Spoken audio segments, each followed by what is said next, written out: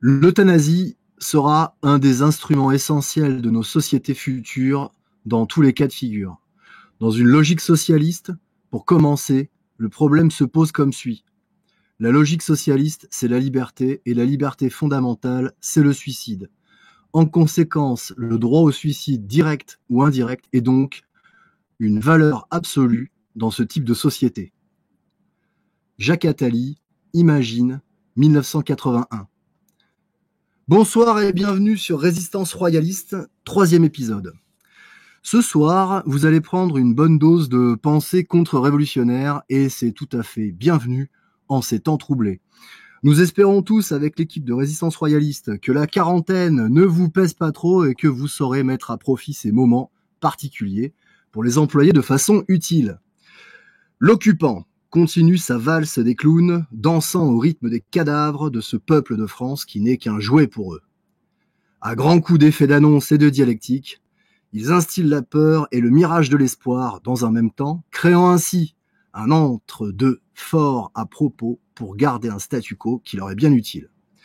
Les médias, comme à leur habitude, se font l'écho du gouvernement, les chiffres sont pipotés et les Français commencent à s'entre-déchirer.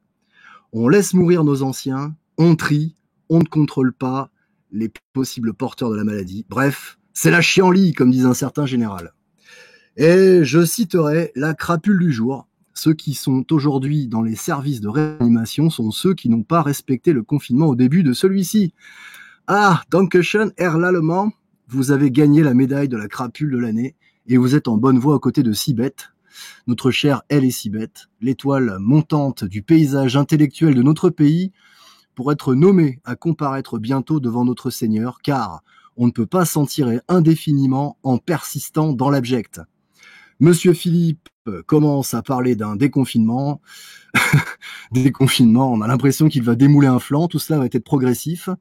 Ils savent bien que si nous sortons tous en même temps, le bordel général pourrait bien leur échapper. Alors, je vous pose la question, chers auditeurs, allez-vous être de ceux qui vont boire le bouillon de 11 heures ou allons-nous relever la tête? Enfin! Bienvenue à tous sur Résistance Royaliste et je suis le colonel Van Hagen. Alors, comme à chaque fois, nous allons aborder un sujet d'actualité, en l'occurrence, tout ce qui préoccupe la France en ce moment, c'est la quarantaine. Pour cela, je vais recevoir deux de nos éminents membres du Cercle Richelieu, en la personne de Carolus. Bonsoir Carolus. Bonsoir colonel, bonsoir à tous. Je vais recevoir également Morker, capitaine Morker, comment allez-vous? Bonsoir, eh bien on fait aller. Je m'attendais à t'entendre pousser un râle. Non, quand même pas. Et bien sûr, pour m'accompagner ce soir, j'ai, nous venant de par-delà les mers, Raphaël. Bonsoir colonel et bonsoir à tous nos auditeurs. Alors, cette quarantaine, messieurs, comment la vivez-vous? Pour ma part, là, je suis donc en confinement, puisque Covid positif depuis maintenant. Le résultat est tombé mardi, mais les symptômes ont débuté samedi dernier. D'accord. Donc, j'essaye de faire aller. Très bien, tu vas nous en reparler. Pour toi, Morker, la quarantaine? Eh ben, pour moi, en confinement également, en arrêt maladie, plus exactement, jusqu'au 8 avril, pour suspicion de Covid. D'accord. Et Raphaël, toi, nous savons que ta condition est tout à fait spéciale puisque tu es dans les îles. Oui, tout à fait. Alors ici en République Dominicaine, là où je suis, on est passé d'un couvre-feu à partir de 20h à un couvre-feu à partir de 17h. Bon, rien de bien dramatique, hein. Et au niveau de la santé, grâce à Dieu, pour le moment, tout se passe bien. Bon, c'est parfait. Alors, capitaine Morker, tu travailles dans la grande distribution, n'est-ce pas? Tout à fait. Alors, qu'est-ce que tu faisais dans la grande distribution avant d'être en arrêt de maladie? Alors, principalement de la manutention, hein, de la mise en rayon. C'est moi qui m'occupe de réassortir les rayons. D'accord. De la mise en place. Donc, j'ai pas un contact direct avec les clients, mais je travaille quand même aux heures d'ouverture. Et donc, tu es en arrêt de maladie, mais Que s'est-il passé? Eh bien, fin mars, j'ai commencé à avoir des symptômes, à tousser, des vertiges, des maux de tête, parfois la nausée et une énorme fatigue, vraiment terrible, et une sensation de fièvre. J'ai pris plusieurs fois ma température et je suis jamais monté au-dessus de 36,5. Donc, je me suis pas inquiété plus que ça, mais j'étais clairement en incapacité de travailler. Je tremblotais, c'était assez terrible. Donc, je suis allé voir mon médecin traitant qui m'a dit, voilà, suspicion de Covid, et qui m'a dit que la fièvre n'était pas une condition obligatoire pour être porteur, et que parfois, une fièvre négative, c'était quand même une réaction à une agression. Donc, voilà, 14 jours d'arrêt de travail, et il m'a prescrit un test qui s'est révélé négatif, mais qui peut être intéressant de lire le résumé du test. Je vous le lis. Recherche de Covid-19 négative. Au vu de la prévalence actuelle de circulation du virus et du peu de données publiées à ce jour concernant la sensibilité des tests distribués, un résultat négatif doit être interprété avec prudence. En présence de symptômes, le maintien de mesures de protection reste recommandé. En gros, moi, ce que je comprends, c'est le test est négatif, mais on ne sait pas la sensibilité du test, donc on ne sait pas à quel point il peut être juste ou faux. Donc, dans le doute, faites comme si vous étiez positif. Par contre, on ne vous comptera pas dans les chiffres. Alors, moi, c'est ce que j'entends. C'est ça. En fait, t'es négatif, mais tu ne l'es pas. Peut-être. C'est ça. C'est très vague. C'est très, très vague. On en reparlera peut-être avec Carolus tout à l'heure, hein, qui est notre médecin de la peste, comme nous aimons l'appeler. Exactement. Mais alors, toi... Morker, tu travaillais donc au contact de tout un tas de marchandises, de cartons, etc. Est-ce que ça te paraît logique finalement, étant en première ligne, que tu étais affecté par le virus? Si tu as été affecté, c'est que quelque part les précautions n'étaient pas prises. Comment ça se passait dans ta... Oui, il y a une certaine logique et ça ne m'étonne pas du tout. Alors, dans mon magasin personnellement, les mesures étaient ridicules. Au minimum du minimum, pas de masque fourni, parce que pénurie. Des gants fournis, mais bon, j'en ai mis le premier jour de confinement. Je me suis dit, allez, je mets des gants.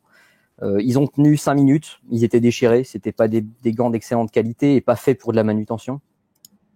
D'accord. Au niveau des respects des mesures barrières, c'est compliqué de se laver les mains très souvent parce que le temps de prendre une palette, de l'emmener en rayon, de mettre les produits en rayon, de revenir, ça prend entre une demi-heure et 1 heure selon la taille de la palette. Donc on se lave les mains 1 fois par heure. Après, le mètre de distance de sécurité, c'est pareil. Un rayon, c'est pas très large. Alors, quand c'était 1 mètre de distance, l'employeur pouvait dire faites en sorte d'éviter les clients et de garder 1 mètre de distance. Mais quand c'est passé à 2 mètres, moi j'ai bien rigolé parce que les rayons font pas 2 mètres de large. Oui, c'est vrai que ça paraît difficile, mais du coup, toi, n'étant pas en caisse, tu faisais les mises en rayon alors que les gens passaient dans les allées, en fait, c'est ça? Tout à fait. D'accord. Mais est-ce que, manipuler des cartons, ces cartons viennent d'un petit peu partout dans le monde, finalement, non? Quand même, si j'ai bien compris.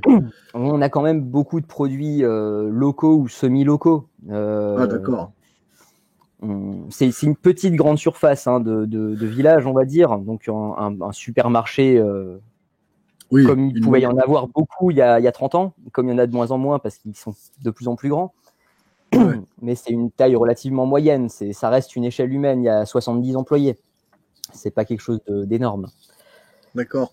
Mais du coup, est-ce que c'est un vrai manque de moyens ou est-ce que tu dirais que ta direction a pris ça un petit peu par-dessus la tête et puis hop, faut que tout le monde bosse, terminé? Il y a un petit peu des deux. C'est-à-dire que effectivement, il y a un manque de moyens de base. Il y a une pénurie de masques, c'est partout pareil. Ça on le sait, ouais. Voilà. Mais par contre, il y a de l'autre côté une sorte de je m'en foutisme, si on peut dire. Jusqu'à la déclaration du confinement, il n'y avait pas de vitres en plexi installées pour les caissières, par exemple. Ah oui, d'accord.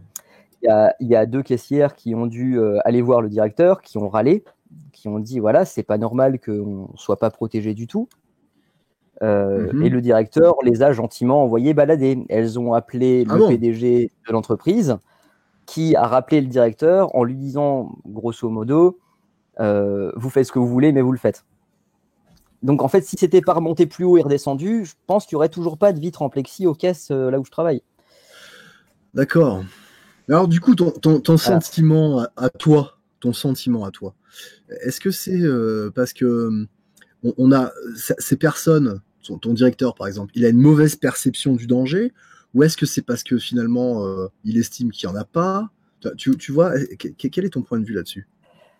Alors, je le connais pas personnellement et pas plus que ça, parce que je le croise, je lui dis bonjour, au revoir, ça s'arrête là. Ouais. Par contre, le ressenti que j'ai, il est mitigé. C'est-à-dire que d'une certaine manière, j'ai l'impression que bon, il est assez jeune et il en a peut-être un peu rien à faire. Il se dit que c'est beaucoup de paroles en l'air, ou en tout cas, c'était peut-être le cas au moment où il n'a pas pris ses décisions. Ouais. De l'autre côté, j'ai le sentiment que tant que le magasin tourne et qu'on fait du chiffre d'affaires, le reste, c'est pas important. Il s'en fout. D'accord. Et tes collègues, là, alors toi, tu es en arrêt de maladie. Et comment sont tes collègues? Il y en a d'autres qui ont contracté un mal particulier? Alors, à ma connaissance, il n'y en a aucun qui est en arrêt pour les mêmes symptômes.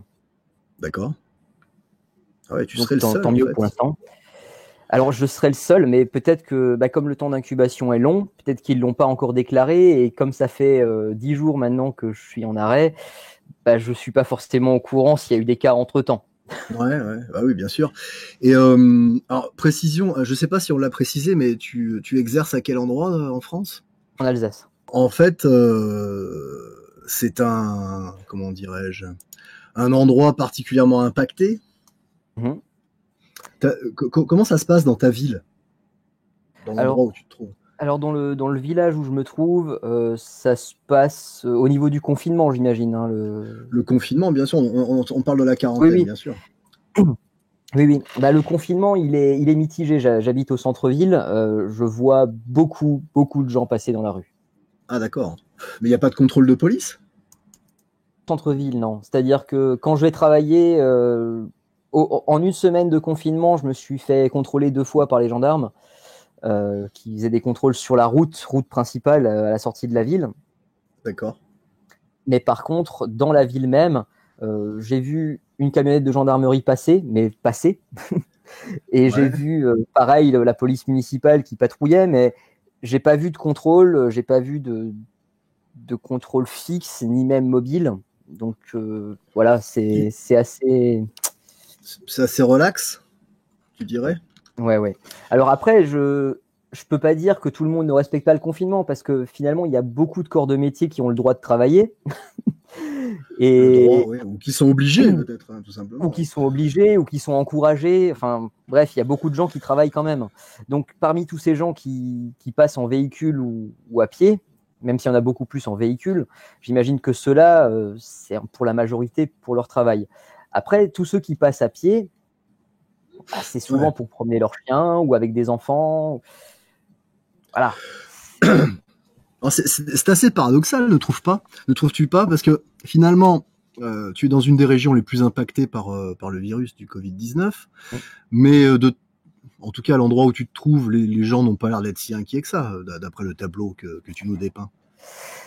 Alors, le tableau que je dépeins, il est encore gentil, parce que le pire, c'est quand je travaillais encore, la population majoritaire des gens qui font leurs courses, c'est les petits vieux.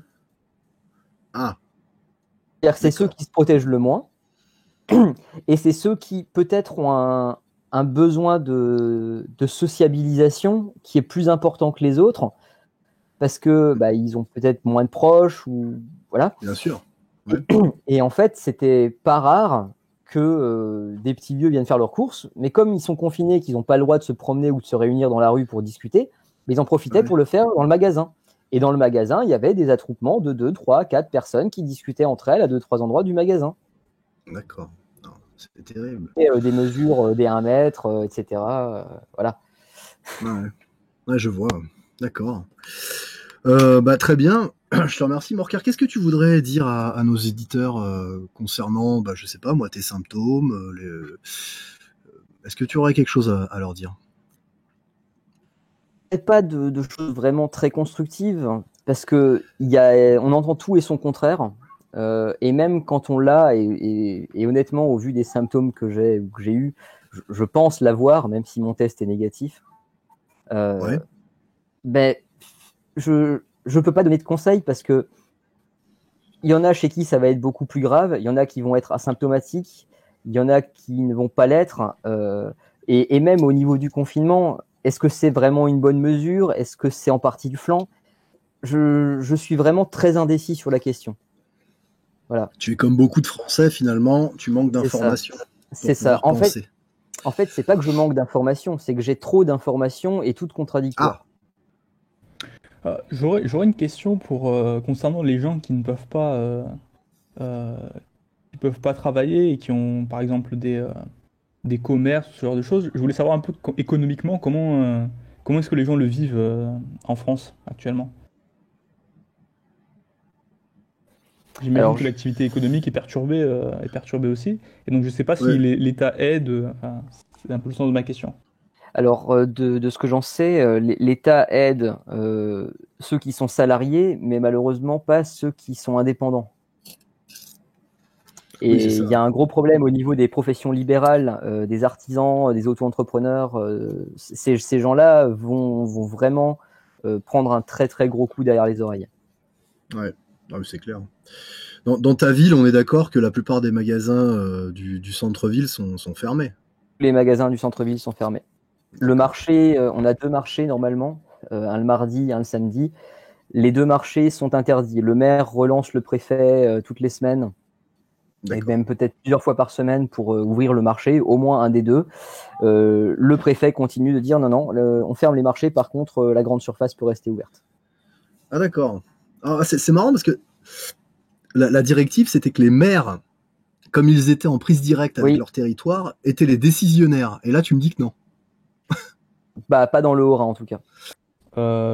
Concernant ce qui avait été dit au sujet des policiers qui passent pas très fréquemment, j'ai cru comprendre, notamment en écoutant des interviews sur le Média pour tous de Vincent Lapierre, que en fait tout simplement les policiers de plus en plus étaient confrontés à la contamination au sein de leur propre rang, et que par conséquent ils avaient de plus en plus de mal à remplir leur mission en sous-effectif. Puisque outre les missions évidemment liées au coronavirus, il y a les missions classiques, qu'il s'agit de sécurité ordinaire, j'ai envie de dire. Et donc à ça s'ajoutent les contrôles du coronavirus, et il y a certains témoignages qui faisaient état d'effectifs quasiment réduits de moitié, des fois, et donc du coup, avec des fois 3 policiers qui devaient s'occuper de plusieurs communes, quoi. Ce genre de choses. Ouais, sans compter un phénomène assez neuf apparemment, qui serait la recrudescence à Paris de cambriolage. C'est-à-dire qu'en fait, certains malfaiteurs profitent que certains Parisiens se soient évacués d'eux-mêmes vers d'autres horizons pour les cambrioler. Et on nous disait, alors je sais plus dans quel journal j'ai vu cela, mais on nous disait de manière assez espiègle, je l'avoue, que les chiffres des cambriolages seraient communiqués après la quarantaine. C'est cocasse. Autre chose, maintenant que j'y pense aussi, je sais pas du tout encore une fois quelle est la situation en France à ce niveau-là, mais je sais par exemple que là où je me trouve, certaines municipalités ont entamé la construction de fausses communes un peu en urgence pour faire face au nombre de décès qui n'étaient pas du tout prévus, bien entendu. Est-ce que vous avez des informations, vous, sur l'Hexagone? Comment ça se passe à ce niveau-là? Ah non, moi j'ai aucune info dans ce sens-là. Non, moi non plus. Rien entendu non plus à ce sujet. Et puisque nous venons de t'entendre, Carolus, c'est à toi, médecin de la peste. Oui, alors médecin, pas exactement en fait. Moi, je suis étudiant en médecine, hein, je l'avais déjà notifié. Et en fait, je suis ce qu'on appelle un externe des hôpitaux de France. Oui. Et c'est donc ce statut qui fait qu'en dehors des périodes de cours, nous sommes affectés à des terrains de stage. Et donc, D'accord. en l'occurrence, moi, ma prise de poste s'est faite la veille de la déclaration par Macron de l'état de confinement. Et donc, Mhm. j'ai vécu ces 2 premières semaines en poste au chevet de nos chers malades et plus précisément de nos personnes âgées. Alors toi, c'est une situation un peu particulière pour toi, puisque tu as contracté le virus et tu es positif. Alors en fait, au cours de ce stage, aucun des patients n'était atteint du coronavirus. Puis petit à petit, nous avons commencé à recevoir des nouveaux patients du centre hospitalier Oui. dans notre structure de soins qui étaient en bonne forme, qui n'avaient rien et Mhm. qui, quelques jours après, commençaient à montrer des symptômes du Covid et notamment une patiente. Et à la suite de cela, j'ai commencé moi-même à contracter des symptômes, les premiers symptômes, et puis je suis par la suite allé faire un test et il s'est avéré positif. Mais alors, évidemment, j'imagine que même nos auditeurs ont cette question. Mais n'étais-tu pas protégé? Alors si j'étais protégé par un masque par jour, juste avant que j'entre en poste, je n'ai pas compris pourquoi, tout le monde avait le droit à 2 masques par jour. Finalement, on m'a expliqué que je n'avais le droit qu'à un masque par jour. J'ai respecté à la lettre les gestes barrières. Nous n'avions bien évidemment pas de gants. Nous n'avions aucun autre matériel, si ce n'est ils m'ont quand même permis d'avoir une blouse à changer tous les jours. Mais en dehors de ça, je n'étais vraiment objectivement pas protégé. Mais ah ouais, alors, excuse-moi, mais ça m'a un peu coupé le. C'est-à-dire qu'en fait, tu as un masque par jour, pas de gants et une blouse. Mais c'est n'importe, enfin, C'est ça. c'est n'importe Et quoi. oui, par ailleurs, mon interne dans le même service a été infecté, a dû s'arrêter aussi. J'ai un autre collègue externe dans un autre étage qui a été infecté, qui a dû s'arrêter. Disons que nous sommes soutenus de telle manière que c'est une hécatombe. C'est une hécatombe, on est en train de s'infecter les uns après les autres, quoi. Alors, du coup, est-ce que ça te paraît cohérent d'avoir la réflexion suivante, c'est-à-dire euh, les les infections peuvent passer du coup par les soignants à des gens en fait qui a priori n'auraient pas Bah, le Covid. moi, dès le début, les symptômes, ça a été un petit peu de tout. Des brûlures pulmonaires, une gorge qui grattait, avec un petit peu de fatigue. J'aurais pu retourner au travail. Mais D'accord. effectivement, j'aurais été infectant pour d'autres patients. Et oui. Et ce virus, enfin, pour les personnes âgées qui restent dans leur chambre, ce virus ne peut se balader qu'à travers nous.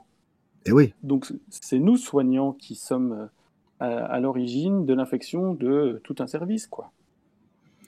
Donc en fait, finalement, alors la pénurie de masques qui est patente, bon, tout le monde le sait d'ailleurs, apparemment, les masques qui auraient été commandés en janvier, pour certains, n'ont jamais vu le sol de France. Alors il y a toute une polémique sur certains, apparemment les États-Unis qui achètent des cargaisons cash Oui, sur des c'est facile. aéroports. Enfin, bon, Ils ont démenti dans la foulée, hein. C'est un peu trop facile quand même. bah oui, moi aussi j'ai un peu l'impression que c'est un peu facile de dire non, bah non, on n'a pas de masque. Vous comprenez, parce qu'il y a des gens qui les ont achetés avant nous.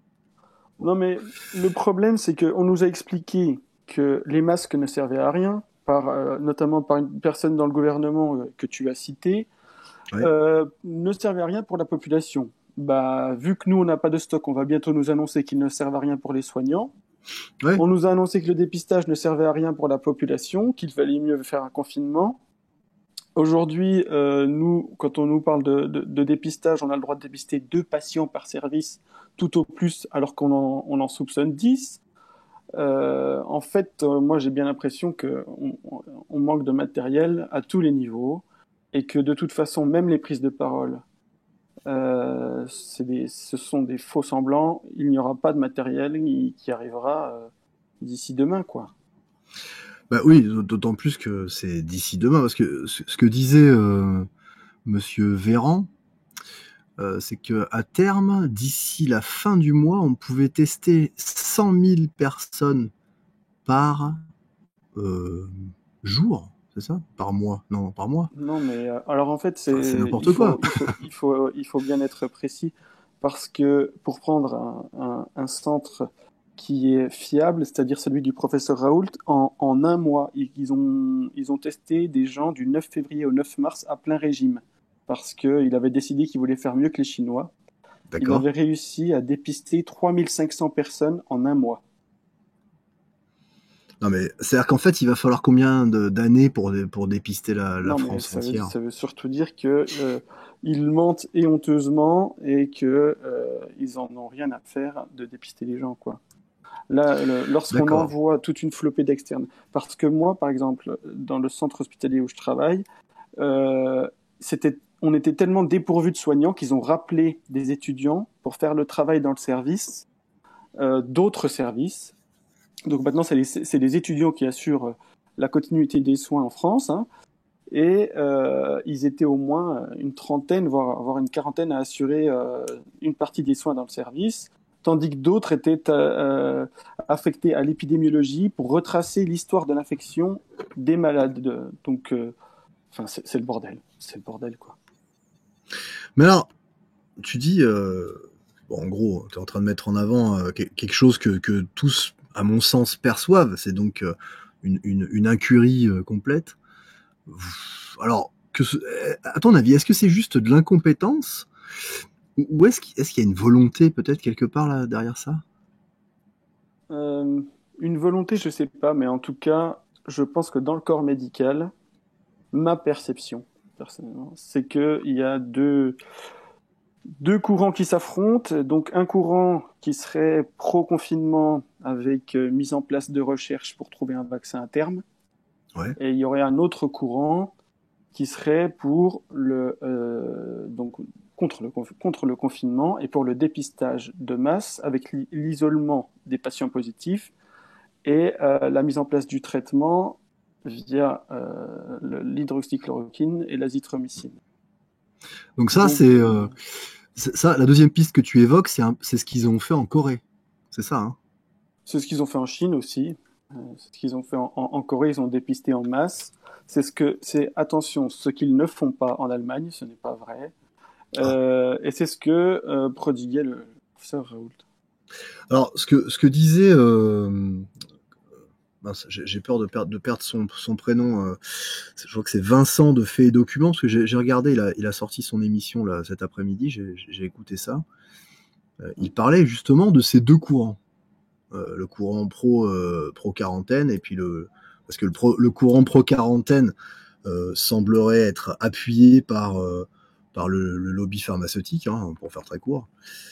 Et l'autre, en fait, n'est pas aussi rémunérateur, puisque apparemment l'hydroxychloroquine étant un médicament qui est connu depuis des années et des années, il ne coûte pas aussi cher que l'autre protocole, c'est ça, hein? Ouais, c'est ça. Alors, moi, j'arrive pas à comprendre parce que le médicament, le Plaquenil, l'hydroxychloroquine, c'est un laboratoire qui le fabrique. Donc, ce serait en fait hypothétiquement deux labos qui se font face. Ça, moi, c'est pas clair, je m'y connais pas. Mais par contre, ce qui est vrai, c'est que y a des investissements par le laboratoire Gilead, un laboratoire américain, dans le vaccin qu'on appelle le Remdesivir. Ouais. Et les premiers tests qui ont été effectués notamment à Bordeaux au début de la pandémie, en France, sur l'un des premiers patients, ont été concluants, soi-disant. Et donc, bah oui, ils vont porter l'étendard du Remdesivir contre le Plaquenil de professeur Raoult, qui est utilisé depuis maintenant des décennies. Ouais, c'est ça. Et d'ailleurs, en fait, il y a beaucoup de... Moi, ma mère était traitée, alors je l'ai appris il y a 2 jours, figurez-vous. Ma mère était traitée au Plaquenil pour des problèmes thyroïdaires. Ça te parle? Des problèmes thyroïdiens? Non, ça ne me parle pas. Par contre, ce qui est vrai, c'est que le Plaquenil, il est utilisé dans des maladies chroniques comme la polyarthrite rhumatoïde ou le lupus érythémateux. Ça, c'est des maladies que les patients auront toute leur vie. Et en fait, s'ils ont du Plaquenil, ils l'auront toute leur vie et donc n'auront pas nécessairement les effets secondaires dont on parle dans les médias et qu'on invente. Ouais. Alors, ouais, alors, je peux te confirmer cela puisque moi, je l'ai en source directe avec quelqu'un de ma famille. En plus de cela, si j'ai bien compris, alors j'aurais dû prendre des notes, je vous avoue, mais apparemment, il y a assez peu de temps, mais un petit peu avant que le Plaquenil ne soit devenu vénéneux d'un coup, il avait commencé à être retiré. Ouais, les stocks, il y avait des stocks apparemment qui ont décidé d'être retirés. Oui, ça c'est vrai. Ah mais, enfin, alors, est-ce que si le radar à complotisme s'affole, non, mais surtout qu'il était en vente libre, c'est-à-dire qu'on n'avait pas besoin d'ordonnance pour l'avoir et ils l'ont passé en vente obligatoire sous ordonnance. Alors tout à l'heure tu parlais des anciens. Moi j'ai croisé quelques anciens que je connais et bon, j'en ai pas croisé 50, hein. Mais ces anciens là, des gens qui ont 70 ans, hein, ils sont persuadés qu'on veut se débarrasser d'eux. C'est terrible. Ben, alors moi, comme je t'ai dit, hein, je travaillais dans une structure qui est l'équivalent d'une EHPAD mais en amélioré. Ouais. Et on avait que des personnes âgées, hein. Moi j'avais que des patients de plus de 85 ans. Ouais. Et je peux assurer que dans les régions, en tout cas, où le Covid n'attaque pas trop sévèrement, donc c'est-à-dire en dehors de Paris et en dehors du Grand Est, les personnes âgées sont traitées à la normale par rapport à d'habitude. Oui, voilà. Mais par contre, il est vrai que dans une médecine de guerre, entre guillemets, le décret qui était passé le 28 mars, là, ouais. Faciliter, on va dire, l'accompagnement des patients dans leur dyspnée, dans leurs problèmes respiratoires liés au Covid. Et au lieu de les amener à être réanimés sous respirateur, eh bien, il s'effectue au niveau des services d'urgence un triage et parfois on peut amener à refuser l'intubation pour un patient. C'est une euthanasie, quoi. Alors, toi, tu dis euthanasie. Moi, je lis le décret et je vois qu'on a facilité l'emploi du Rivotril, si je ne me trompe pas, qui est un sédateur, quoi, et qu'on va accompagner les difficultés respiratoires du patient, on va les accompagner avec des injections de Rivotril. Voilà. D'accord.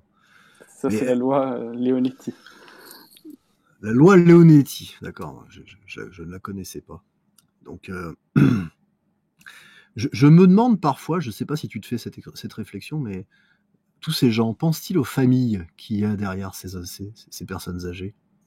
Alors, c'est marrant que tu dises ça, parce que déjà, on ne pense même pas comment dire, aux états d'âme et aux sentiments du corps médical. Le corps médical ne pense même pas à sa propre santé. Hein, Ouais. le professeur Xavier Lescure, il nous a dit, aujourd'hui c'est la guerre, quand on est des soldats, il faut s'attendre à tomber au front, et donc, entre guillemets, mourir, quoi, que c'était normal, qu'il ne fallait pas avoir d'angoisse ni de peur. Bon, les médecins meurent, leurs propres confrères s'en fichent. Alors, dans une médecine de guerre, tu comprends bien que les états d'âme vont jaillir après la crise. Pour l'instant, personne n'en parle. Alors du coup, le champ lexical de la guerre qui est utilisé par Macron est très pratique finalement. Ah, mais il a facilité, il a vraiment facilité sa communication en se déclarant en guerre, quoi. Parce qu'on voit, moi je suis désolé, mais pour moi, c'est des images de propagande, utiliser des bateaux, des bus, des trains, des tentes et quoi encore, enfin. Ah bah il nous manque quoi? Ah non, bah il y a les hélicoptères, hein, oui, en fait on a tout. Oui. Il nous manquerait quoi? Des vaisseaux spatiaux peut-être. Sauf que nous sommes les Français, les inventeurs du centre hospitalier, hein. Il faut bien le rappeler, ça, universitaire, hein. Donc. Ah d'accord. Les CHU. Les CHU, c'est Monsieur Debré, grand-père, je crois.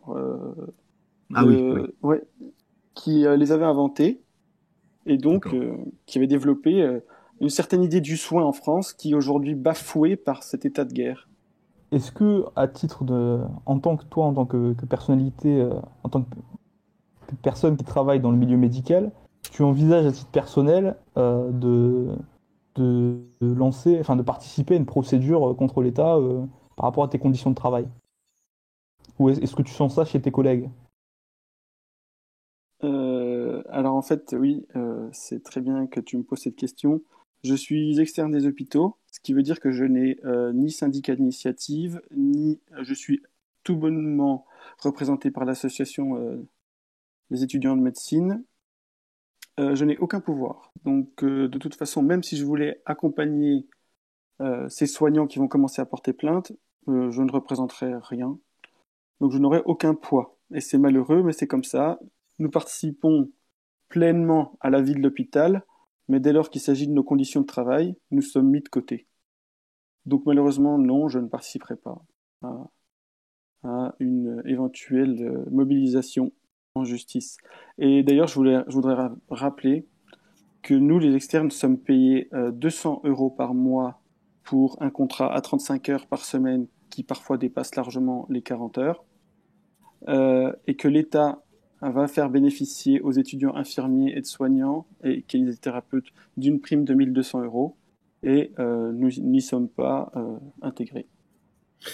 Ah, d'accord. Mais alors, ça représente combien de postes, les externes? Là, en ce moment, là, il y en a combien qui travaillent? Bah, tu comptes, là en ce moment, il y en a au moins,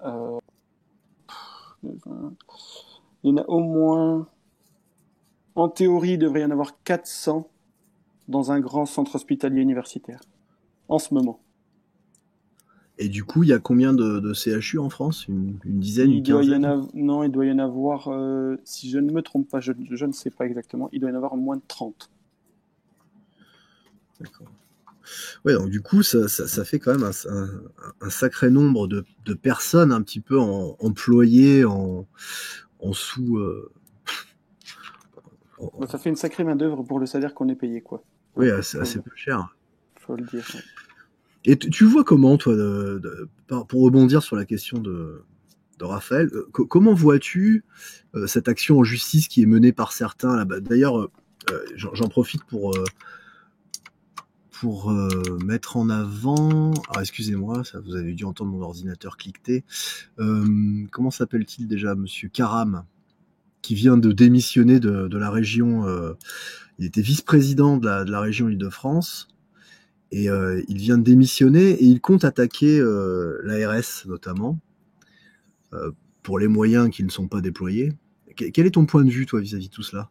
Alors, moi, mon point de vue, c'est que il fallait s'y attendre quand même. Lorsqu'on commence à développer une structure comme est celle de l'ARS, qui gère absolument tous les budgets de l'hôpital et en coordination avec la sécurité sociale, qui gère tout l'argent qui va être amené à financer les budgets des hôpitaux, lorsqu'on n'est pas à la hauteur, lorsqu'on a évincé tous les médecins de la table des négociations et que nous n'avons quasiment que des énarques qui décident de la politique budgétaire des hôpitaux, il faut s'attendre à ce que ça se retourne contre nous, quoi. Enfin, c'est monsieur Patrick Caram est quelqu'un de responsable, un politique comme il doit s'en trouver beaucoup plus en France.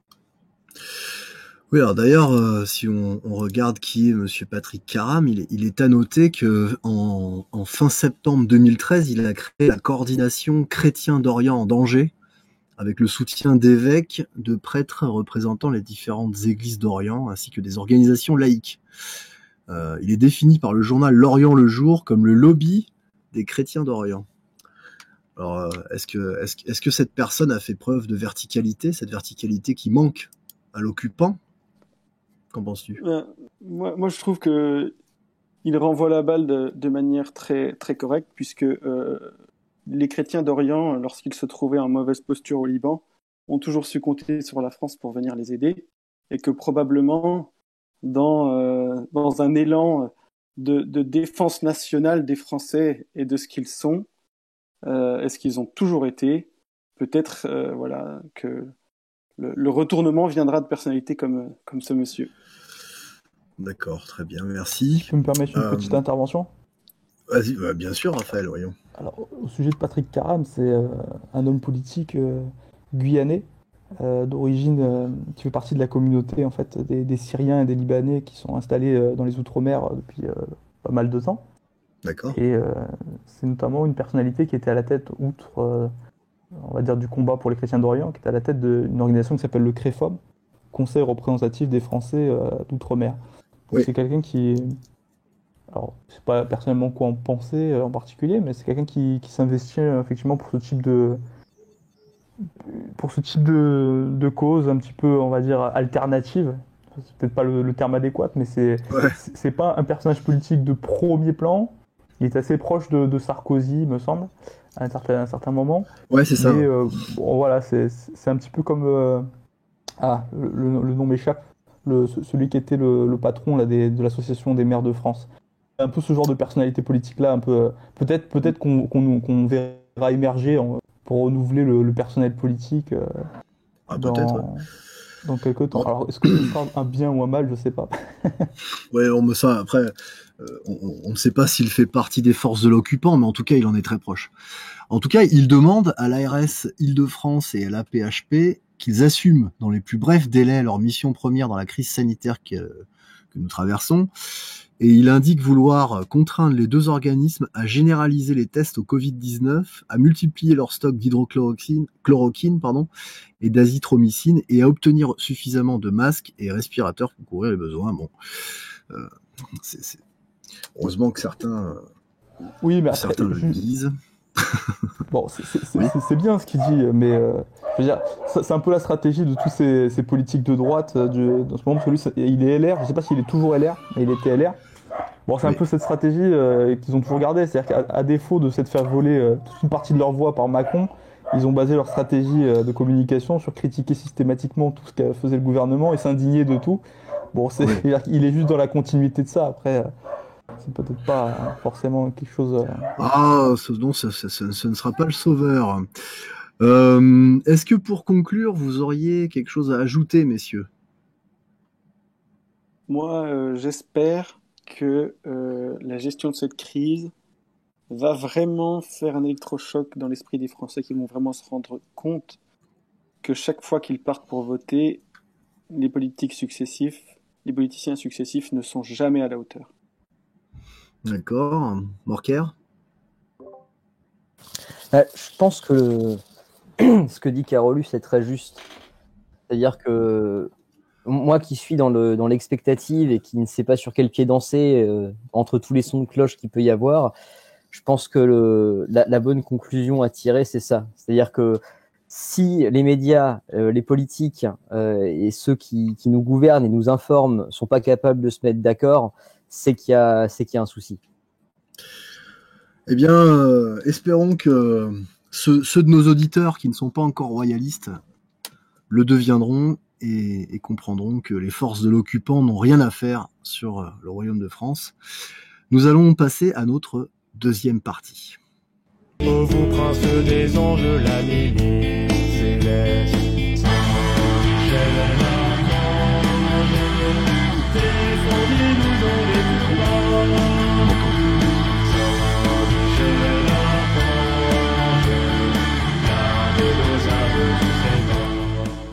Et bienvenue donc pour la deuxième partie de Résistance royaliste. Je pense que nos auditeurs se souviennent de l'intervention de la dernière fois de notre ami Fidèle. Bonsoir Fidèle. Bonsoir colonel, de retour des enfers pour témoigner que c'est pas cool. Ah oui, non, c'est pas cool, ça chauffe. Nous allons recevoir ensuite Hastings. Donc Hastings qui est un membre du Discord du Cercle Richelieu. Bonsoir Hastings. Bonsoir à vous, bonsoir à tout le monde. Et nous allons vous infliger une dose de Castellan pour la fin de la chronique. Oh, double dose, colonel, double dose, et bonsoir à tous. Bonsoir Castellan. Eh bien, Fidèle, je te laisse la barre. Super, merci. Alors, dernièrement, dans la précédente émission, je vais expliquer ce qu'était la Révolution et en quoi elle est antisociale. Et donc, je vais répondre à la question qui se pose immédiatement une fois qu'on a posé ces deux axiomes. Comment cela se fait-il que la Révolution, qui est antisociale, elle vole de triomphe en triomphe depuis 2 siècles, alors que nous, contre-révolutionnaires, on échoue à régénérer la civilisation? Et donc, avant de traiter la dite question, je vais juste résumer mes précédentes conclusions par une citation de Joseph de Maistre. La Révolution française ne ressemble à rien de ce qu'on a vu dans les temps passés, pardon. Elle est satanique dans son essence. Et il ajoute, répondons à la question du jour, jamais elle ne sera totalement éteinte que par le principe contraire, et jamais les Français ne reprendront leur place jusqu'à ce qu'ils aient reconnu cette vérité. Et à titre personnel, je partage cette opinion et je vais essayer de vous la communiquer. Alors, la Révolution, c'est Satan dans tous les domaines religieux, politiques, socio-économiques et même environnementaux, etc. Il fallait donc, pour vaincre la Révolution, appliquer le principe contraire, comme le dit Joseph de Maistre. En d'autres termes, il fallait tout restaurer dans le Christ. C'était d'ailleurs la devise du pape Saint Pie X, tout rénover dans le Christ. Je trouve particulièrement intéressant le terme rénover qui illustre combien cette restauration a comme effet de rénover ce qu'elle touche, c'est-à-dire de la rendre neuve, pleine de vitalité. On constate, c'était l'un des prémices de la réflexion, que de nos jours la Révolution triomphe et cela depuis 2 siècles. C'est donc mécaniquement que nous n'avons pas tout restauré dans le Christ, ou alors tout du moins que nous n'y sommes pas allés assez fort. On a donc manqué de quelque chose, et ce quelque chose je l'ai appelé radicalité la dernière fois, et il est plus exact de l'appeler intégrité, et c'est spécialement vrai en politique. Alors pour que les termes soient bien compris, dire que nous avons manqué d'intégrité en politique, c'est dire que nous n'avons pas professé et appliqué de façon entière en politique les principes les plus nécessaires et les plus absolument sûrs. Et où les trouver ces principes nécessaires? Eh bien dans l'Église du Christ évidemment. À ce sujet, je vous encourage à lire La royauté sociale de notre Seigneur Jésus-Christ d'après le cardinal Pie par Théotime de Saint-Just, dont j'ai déjà parlé dans la chronique précédente. Mais on peut résumer, je pense, la doctrine qu'il explique dans l'ouvrage ainsi: les hommes doivent reconnaître et se soumettre à l'autorité royale du Christ dans leur vie privée comme leur vie publique, ce qui inclut les institutions. Et il est important de préciser qu'il s'agit d'un règne spirituel et pas d'une théocratie telle que celle qu'ont connue les Hébreux par exemple. Et du coup là, je dois m'arrêter pour répondre à 2 objections. Premièrement, ceux qui, se revendiquant du Christ, établissent une frontière hermétique entre religion et politique, et qui souvent nient la tradition pour ne se référer qu'à la Bible, dont on se demande au nom de quelle autorité ils ont jugé que tel ou tel livre était divinement inspiré ou non. Ne priez-vous pas ainsi: Notre Père qui êtes aux cieux, que votre nom soit sanctifié, que votre règne arrive, que votre volonté soit faite sur la terre comme au ciel. Et encore, le Christ n'est-il pas appelé par saint Jean le prince des rois de la terre? Mais peut-être pensez-vous que le livre de l'Apocalypse n'est pas divinement inspiré. Deuxièmement, pour ceux, et ils sont très nombreux dans nos rangs, qui voudraient attendre une situation plus favorable pour prêcher intégralement la vérité en matière politique, je cite Saint Pie X. La vérité ne veut pas de déguisement, notre drapeau doit être déployé, c'est seulement par la loyauté et la franchise que nous pourrons faire un peu de bien, combattus certes par nos adversaires mais respectés par eux, de manière à conquérir leur admiration et peu à peu leur retour au bien. Alors cette thèse que je vous présente, à savoir que la compromission des gentils est la cause de la victoire des méchants, elle n'est pas neuve. Saint Pie X a encore écrit: le courage n'a de raison d'être que s'il a pour base une conviction. La volonté est une puissance aveugle quand elle n'est pas illuminée par l'intelligence, et on ne peut marcher d'un pas sûr au milieu des ténèbres. Si la génération actuelle a toutes les incertitudes et toutes les hésitations de l'homme qui marche à tâtons, c'est le signe évident qu'elle ne tient plus compte de la parole de Dieu, flambeau qui guide nos pas et lumière qui éclaire nos sentiers. Il y aura du courage quand la foi sera vive dans les cœurs, quand on pratiquera tous les préceptes imposés par la foi. Car la foi est impossible sans les œuvres, comme il est impossible d'imaginer un soleil qui ne donnerait point de lumière et de chaleur. Cette vérité a pour témoin les martyrs. De nos jours plus que jamais, la force principale des mauvais, c'est la lâcheté et la faiblesse des bons, et tout le nerf du règne de Satan réside dans la mollesse des chrétiens. Et à ce reproche qu'encourent les chrétiens pusillanimes et intimidés de tous les pays, ne peuvent se dérober un grand nombre de chrétiens de France. Il me faut maintenant illustrer cette compromission dont je vous parle, pour donner du crédit à mon propos. Mais pris par le temps, je vais passer rapidement sur l'exemple, car les autorités que je cite, je considère qu'elles sont suffisantes pour une personne sincère. Alors Louis XVIII accorde à ses peuples, à son retour en France, la charte constitutionnelle du 4 juin 1814. En voici quelques articles. Article 5. Chacun professe sa religion avec une égale liberté et obtient pour son culte la même protection. À quel titre? Cependant, la religion catholique, apostolique et romaine est la religion d'État. Certes, très bien. Et juste après, article 7, les ministres de la religion catholique, apostolique et romaine, et ceux des autres cultes chrétiens, reçoivent seuls des traitements du trésor royal. Alors je découvre avec cet article qu'il y avait d'autres cultes chrétiens que la religion catholique, je l'ignorais. Alors loin de moi la volonté d'offenser la mémoire de Louis XVIII, lequel a fait ce qu'il a cru être son devoir de roi en réconciliant tous les Français, bons et méchants, mais en tant que catholique et apprenti historien, je dois remarquer respectueusement que cette politique équivaut à engendrer à se réconcilier loup et mouton. Alors certes, cette politique eût pu être utile, mais la charte accordée tant pour le roi que pour ses successeurs à toujours, comme le précise le prologue, est donc en soi un document censé durer éternellement. On pourra me dire qu'à ce compte-là, il eût été impossible au roi de rentrer au pays sans cette garantie irrévocable. Peut-être, et alors il n'avait qu'à parrainer et dire comme Henri d'Artois comte de Chambord, il faut que pour la France soit sauvée, que Dieu y rentre en maître pour que je puisse régner en roi. Il restera à parler, nous dit Monseigneur de la Suisse dans la Congélation antichrétienne, le tome 1, de la rénovation. Elle ne peut être que le fruit de la restauration de l'autorité. Autorité de Dieu sur son œuvre, particulièrement sur les créatures intelligentes, de notre Seigneur Jésus-Christ, le nouvel Adam sur l'humanité qu'il a racheté par son sang, et dont il est le Seigneur par sa personnalité divine, l'autorité de l'Église sur les peuples qu'elle a dotés de la civilisation chrétienne et qui se précipiteront dans ses bras sous la pression de la détresse où va les jeter le progrès de la civilisation moderne. L'autorité des familles princières sur les nations qu'elles ont faites, l'autorité du père dans sa famille et celle des ancêtres sur les générations dont ils ont été le principe, enfin le droit de propriété sur les biens dont la famille ou l'individu se sont fait les auteurs par leur travail et leur vertu, et non sur les richesses acquises par l'agiotage et l'injustice. La rénovation exige cette sextuple restauration. Si elle ne commence à se produire sous peu, la société familiale, civile, religieuse se précipitera dans l'abîme vers laquelle elle court avec une vitesse qui chaque jour s'accélère. Et l'auteur écrit en 1910. D'où ces 3 questions que je voudrais poser à vous, coreligionnaires, camarades, compatriotes, auditeurs. Premièrement, pourquoi dissociez-vous en permanence et ne hiérarchisez-vous pas ces impératifs?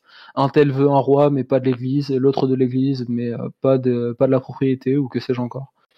Deuxièmement, que faites-vous pour cette septuple restauration? Il ne s'agit pas de vous accuser, simplement de proposer des questions à se poser, qui à mon avis sont nécessaires. Et troisièmement, pourquoi toujours parler, débattre, discuter pour déterminer si la France doit être plutôt ceci, plus ou moins cela? Les réponses à toutes vos questions existent déjà, et par orgueil, vous voudriez souvent tout réinventer. Non, dit saint Pie X, on ne bâtira pas de cité autrement que Dieu ne l'a bâtie. On n'édifiera pas de la société, si l'Église n'en jette les bases et ne dirige les travaux. Non, la civilisation n'est plus à inventer, ni la cité nouvelle à bâtir dans les nuées. Elle a été, elle est, c'est la civilisation chrétienne, c'est la cité catholique. Il ne s'agit que de l'instaurer, et la restaurer sans cesse sur ses fondements naturels et divins, contre les attaques toujours renaissantes de l'utopie malsaine, de la révolte et de l'impiété.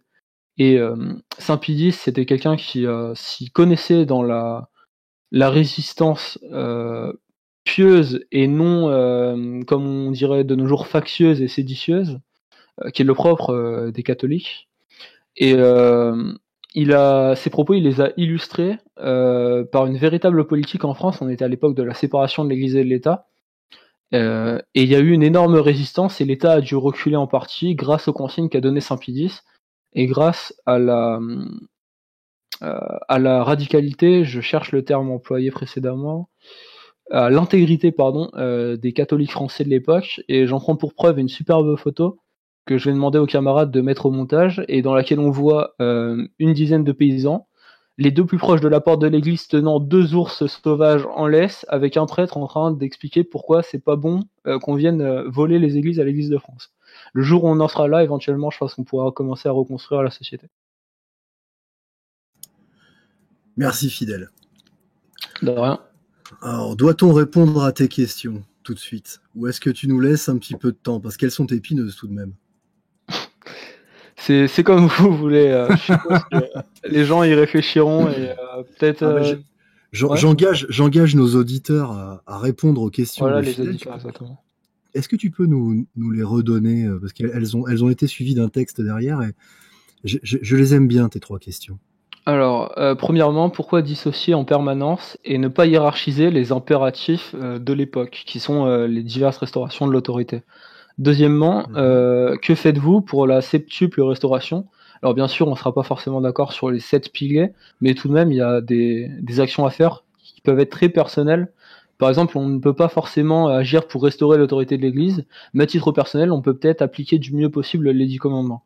Et troisièmement, pourquoi toujours parler, débattre, discuter pour déterminer si la France doit être plus ou moins ceci ou cela, alors que les réponses à toutes ces questions existent déjà? Eh oui. Alors, c'est une phrase un jour que je crois que c'est la première fois qu'Alexandre me faisait intervenir sur le cercle Richelieu. J'avais dit que nous n'avons pas vocation à réinventer la royauté. Voilà, point. Pour moi, ça me suffit. Est-ce que Raphaël, tu voudrais réagir là sur ce que vient de nous dire Fidèle? Sur la plupart des points qui ont été évoqués par Fidèle, je suis globalement assez d'accord, donc je n'aurai pas vraiment de contradiction à apporter. Quand tu dis on n'a pas vocation à réinventer la royauté, tout dépend de ce qu'on appelle réinventer. C'est-à-dire, je pense qu'il faut distinguer la forme et le fond. Sur le fond, oui, nous n'avons rien à réinventer. Tous les principes fondamentaux ont toujours été, les principes fondamentaux positifs, j'entends, ils ont toujours été les mêmes, ils ne changeront pas. Je pense que voilà, il y a effectivement une cohérence à défendre, autant soit dans l'organisation de la famille, de la nation, de l'Église. Il y a toujours une verticalité, un respect de l'autorité à conserver.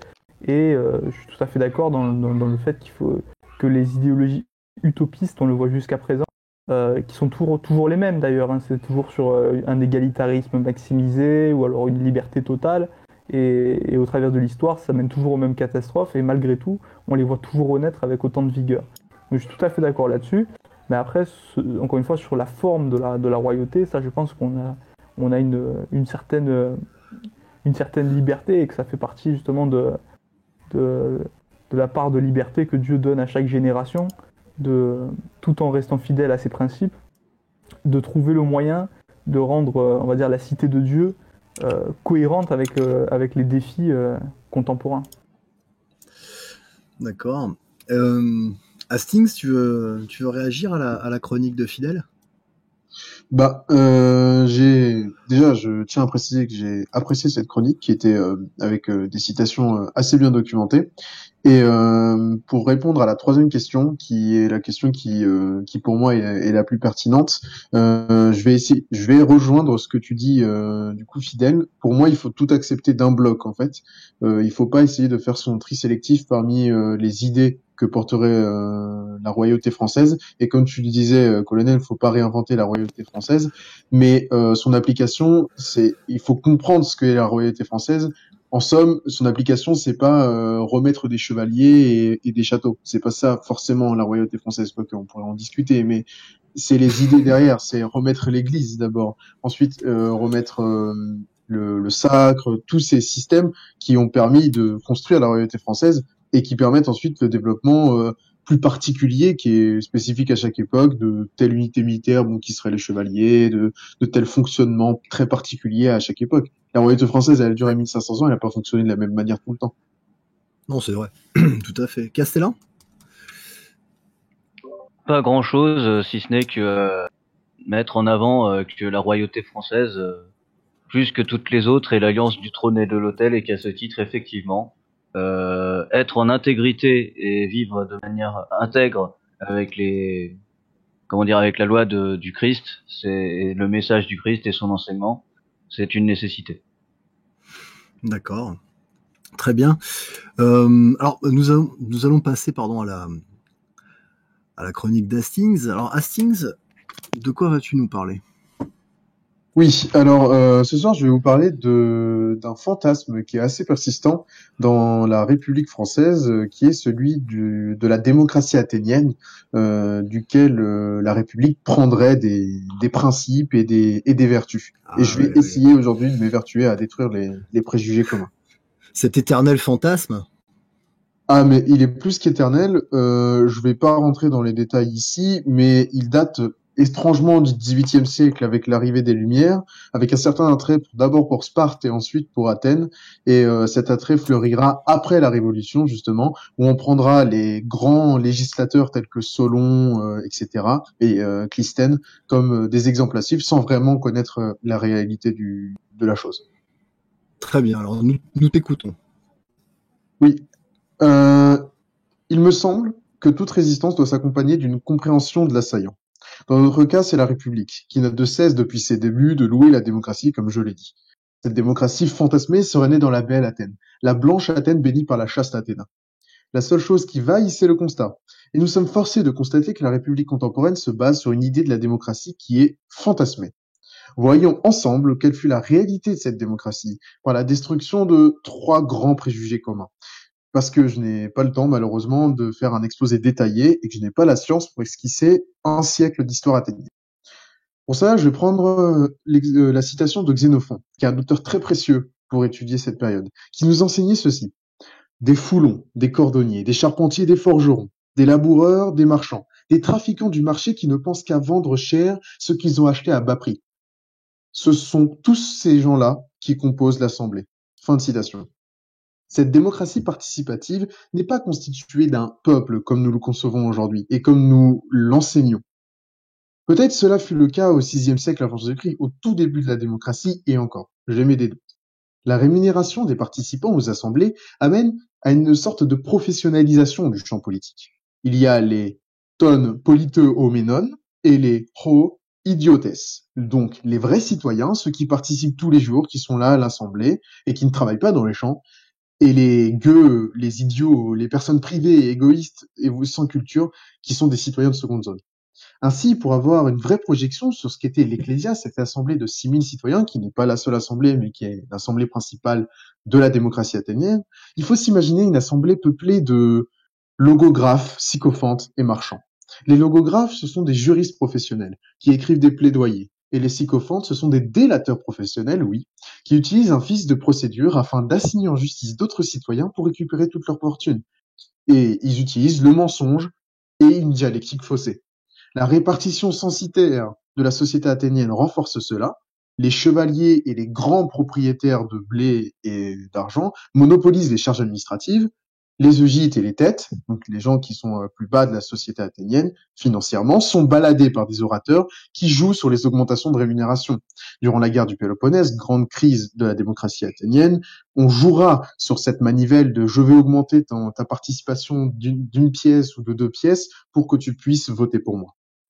Dans les Acarniens d'Aristophane, Dicéopolis, donc un personnage, va en fait capturer un sycophante et le vendre à un marchand béotien. Et il dit ceci, je voulais juste citer pour vous décrire ce qu'est un sycophante. Vas à brasser les infamies, mortier pour touiller les procès, poubelle à éplucher les comptes et bassine à brouiller les affaires. Pour approfondir le sujet, je vous conseille de faire une simple mise en opposition entre une oraison funèbre de Périclès, qui invente en fait un peuple athénien dès son époque, et quelques passages, n'importe lequel, des Guêpes d'Aristophane, qui donnent une véritable idée de ce qu'était le peuple à l'Assemblée athénienne. Ensuite, on attribue souvent bon nombre de vertus à la démocratie, un amour de la paix, une tempérance. En effet, quel peuple qui dirige donc voudrait la guerre? Eh bien, on dirait que le peuple athénien, lui, est un peuple qui aimait la guerre. En effet, jusqu'à la guerre du Péloponnèse, par la Ligue de Délos, et jusqu'à la bataille de Chéronée, par la Seconde Confédération maritime, Athènes va mener une politique d'assujettissement systématique des autres cités.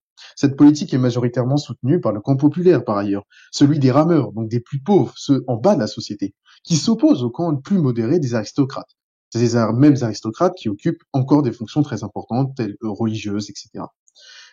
Je précise juste un petit point, la démocratie athénienne fut mise en place par une alliance entre l'aristocratie et le peuple contre les tyrans. Ce n'est pas du tout le peuple qui s'est soulevé dans une espèce de révolution qui est un espèce de calque de la révolution, ce qu'aurait été la révolution française. Non, non, non, c'est une révolte d'aristocrates qui utilisent le peuple.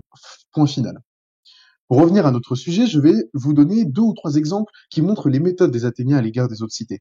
Naxos, car elle refusa de prêter une partie de sa flotte à Athènes, fut détruite. Les enfants réduits en esclavage, les femmes violées et les hommes tués. Tassos, quant à elle, possédait de riches mines d'or et de puissants marchands. Jalouse, Athènes imposera un monopole sur Tassos, et la cité, sous la pression, essaiera de dégager les Athéniens. Même sort que Naxos par la suite. En somme, la politique extérieure d'Athènes est impérialiste, violente, tyrannique. Et ne vous dites pas que ça n'a rien à voir avec l'intérieur de la cité. C'est par l'impérialisme que la ville assure son approvisionnement en blé et en ressources, donc sa stabilité et la pérennité de son peuple. Et aussi la richesse de ses marchands, qui pullulent dans les assemblées et qui monopolisent la politique athénienne. Et enfin, comme nous parlions de vertus, parlons des fameuses vertus athéniennes. Paresse, amour du profit et plaisir. Et ce n'est pas moi qui le dis. La majorité des comédies athéniennes usent d'archétypes.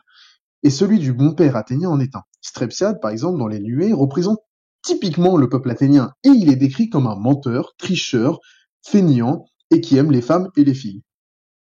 Un bon vivant, certes, un homme sympathique peut-être, mais pas du tout un noble vertueux qui participe à une démocratie irénée. L'autre exemple est dans l'Assemblée des femmes. Les femmes, d'Aristophane toujours, les femmes se déguisent, vont à l'Assemblée et font comme les hommes. Le message d'Aristophane n'est ni féministe ni cœur, quoique. Il dit simplement que les femmes athéniennes ont les mêmes vices que leurs maris, paresse, luxure, tricherie et mensonge, et que c'est cela qui en fait de véritables Athéniens, donc des gens capables de diriger elles aussi la cité. Athènes n'est en aucun cas un épicentre des vertus. C'est d'ailleurs un cliché récurrent dans les autres cités de traiter les Athéniens comme je le fais. Et ce n'est pas l'épicentre du savoir grâce à son système démocratique non plus. Je vous renvoie par ailleurs à ma présentation sur les sophistes, disponible sur la chaîne des Trois Lames. Les savants antiques ne viennent jamais d'Athènes, voire très rarement, et ils passent très rarement aussi. Athènes a une haine même des intellectuels. C'est bien elle qui condamnera Socrate durant la démocratie, qui lynchera Protagoras durant la démocratie, et qui mettra en péril la vie d'Anaxagore durant la démocratie. En somme, la démocratie athénienne n'est pas une exception historique de vertu et de bonne direction. Certes, elle a vu naître une sorte de démocratie participative, mais on pourrait lui donner d'autres exemples et contre-exemples. Il y a Knossos, qui était une démocratie durant à peu près la même époque et après. Il y a des cités de l'Indus, donc fleuve en Inde, qui étaient des cités démocratiques bien avant, du sud du Soudan et du nord du Soudan, il me semble, et toutes les assemblées de villages méditerranéens, en fait, étaient des démocraties, des assemblées participantes. Mais démocratie athénienne ne rime pas avec une idée de vertu et de tempérance qu'on lui prête. Le système athénien est un système gangréné dès sa jeunesse par les marchands et financiers, qui utilisent pour vivre et survivre une politique extérieure tyrannique, et qui ont un dégoût pour les savants, des mœurs très légères, et qui sont promptes, donc, à un comportement agressif, hautain et dédaigneux. Vous catégoriser comme un Athénien durant l'époque classique, ce n'est pas un compliment. Être démocrate, ce n'est pas une vertu. Relever les problèmes de cette démocratie, les travers de ce système, permet d'enlever ce voile que nous met la République aujourd'hui sur cette origine, cette généalogie qui serait née dans une cité pure. Et on peut prendre par exemple l'exemple de vrais systèmes qui, eux, ont marché durant cette période, malgré des nombreuses crises que j'ai décrites dans d'autres présentations, et ce sont tous des systèmes oligarchiques aristocratiques. Je prendrai par exemple l'exemple des Aleuades à Larissa, qui ont tenu bien plus longtemps que les démocrates d'Athènes, et qui ont tenu par leur sens de l'aristocratie, et qui étaient des véritables épicentres de la vertu, de la sagesse, des savants, et même des richesses. Merci Hastings. Tu as fini ? Oui, j'ai fini. Alors, moi, je ne sais pas pour vous, chers auditeurs, mais j'ai écouté ça en buvant du petit lait. C'est-à-dire que, en fait, on est vraiment, si j'ai bien compris tes propos, on comprend pourquoi la République est autant a une appétence aussi profonde pour la démocratie finalement, puisque c'est exactement le système que nous vivons aujourd'hui. C'est une démocratie.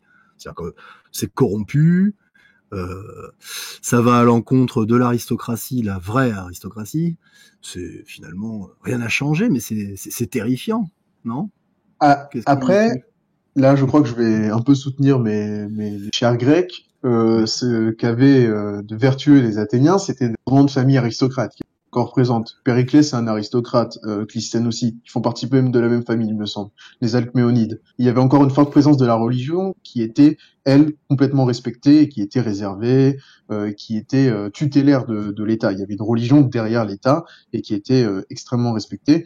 Donc il y avait une sorte de contrôle des mœurs. Mais oui, voilà, parmi toutes les cités athéniennes qui faisaient toutes la même chose, force est de constater que celle qui utilise le système démocratique est aussi celle qui est la plus tendancieuse. Mais si on compare à aujourd'hui, c'est pas comparable dans le sens où Athènes était encore trop traditionnelle. Oui, après, quand tu nous décrivais le passage sur les guerres du Péloponnèse, j'avais l'impression de revivre la Première Guerre mondiale.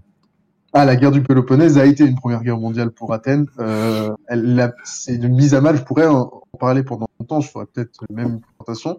Mais oui. Et si j'utilise comme exemple nos auditeurs, c'est parce qu'elle est révélatrice de tous les travers de la démocratie. C'est durant la guerre du Péloponnèse qu'on va voir les polices secrètes, les arrestations systématiques, les délations systématiques, le pullulement donc de ces fameuses sycophantes, les Ouais. détournements de fonds, des détournements d'argent, des trahisons de haute trahison d'État, etc.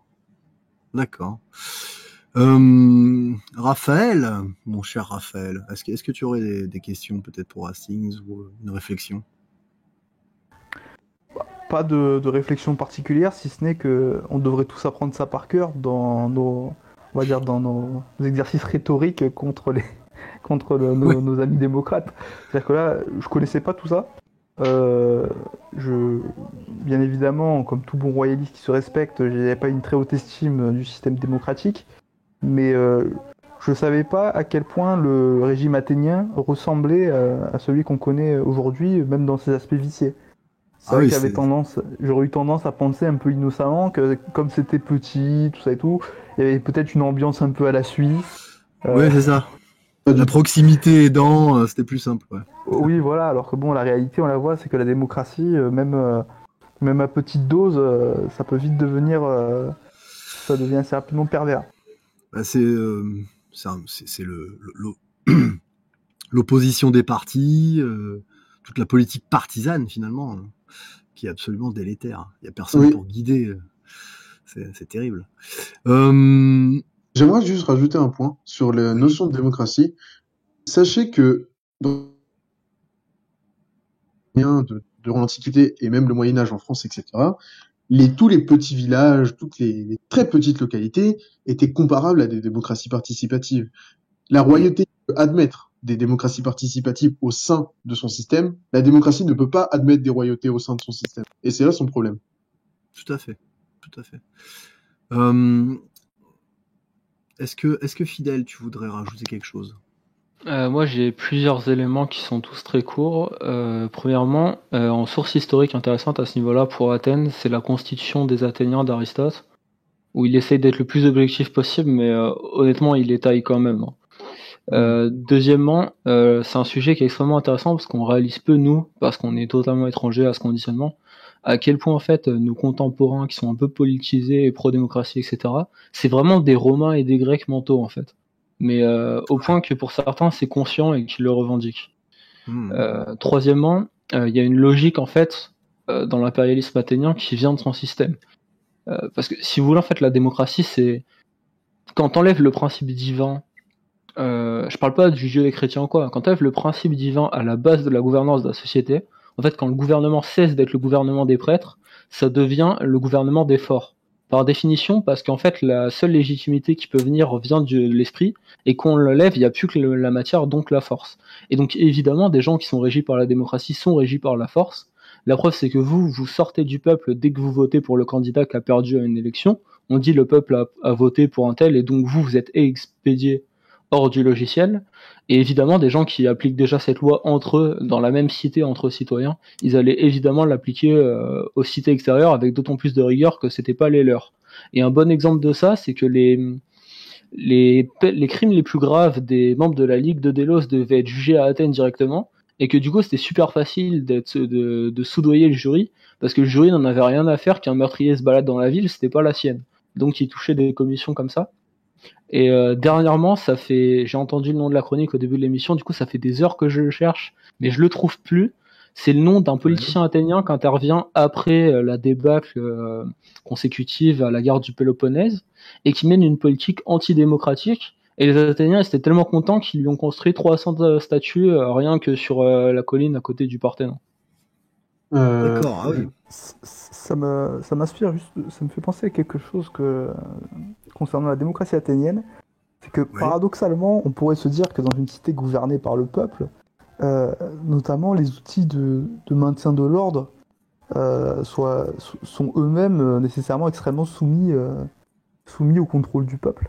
Et ce qu'il faut savoir, c'est que la police à Athènes était assurée par en fait des mercenaires étrangers qui étaient même pas grecs, mais qui étaient d'une peuplade complètement lointaine, qui sont les Scythes. Pour ceux qui connaissent, hein, c'est des peuples des steppes, on va dire un peu ukrainiens, de par ces eaux-là. Et donc, clairement, c'était pas le genre de police qui allait reculer si on leur donnait l'ordre de taper sur la foule. Ouais. C'était pas leurs compatriotes. Et donc, c'est peut-être, on n'en est pas encore à ce stade-là aujourd'hui, en France. Quoi qu'on peut y voir un parallèle peut-être on va dire dans l'invasion migratoire qui est mise en place. Est-ce que à terme, l'élite n'envisage pas d'utiliser, on va dire, de façon directe ou indirecte, d'utiliser une force étrangère, je dis dans le sens ethniquement étrangère, nationalement français mais ethniquement étrangère, contre les Français, on va dire, authentiques. Ah, c'est fort probable, oui. Et d'ailleurs, on peut même y opposer le projet Europol. Enfin, quoi de plus pratique. Alors, ça serait assez cocasse de voir des policiers allemands se balader dans les rues de Paris. Je pense que ça peut-être, j'ose espérer que cela soulève des problèmes, quoique. Castellan, est-ce que tu voulais nous dire quelque chose? Ah, pardon, oui, je t'en prie, Fidèle. Parce qu'en entendant parler Raphaël, j'ai repensé à quelque chose qui est en lien avec la chronique d'Hastings par rapport à ce que vient de développer Raphaël. Et la mienne, c'est que effectivement l'État compte le faire, c'est évident, et surtout il l'a déjà fait. Et ce dont je parlais tout à l'heure, là, la nationalisation des églises, etc.